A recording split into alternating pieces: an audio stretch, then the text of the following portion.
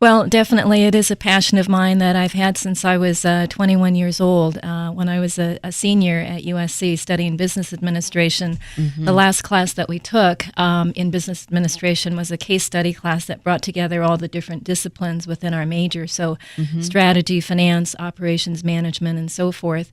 And so this case study class brought together, the case study class would focus on one company at a time from our textbooks that was having challenges.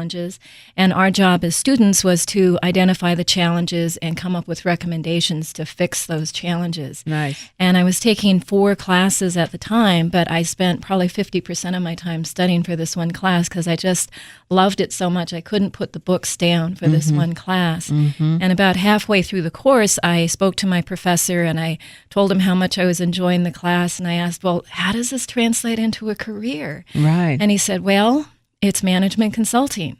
But at the ripe old age of 21 years old, it's not something you can just jump right into.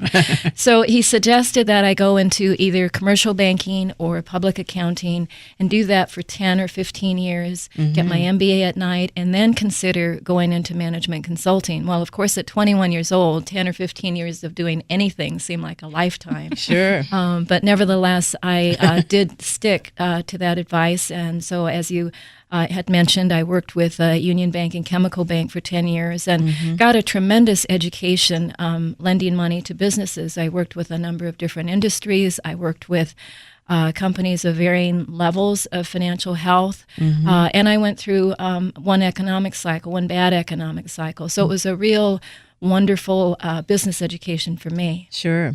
That's awesome. Well, how exciting. And, I commend you for sticking to your course. Because a lot of, like you say, at 21, I mean, who at 21 wants to stick to a 15-year plan of, come on, at 21, you want to party, right? So I think I was a workaholic from the time I was born. That's awesome, Betty. So I want to talk about what are the very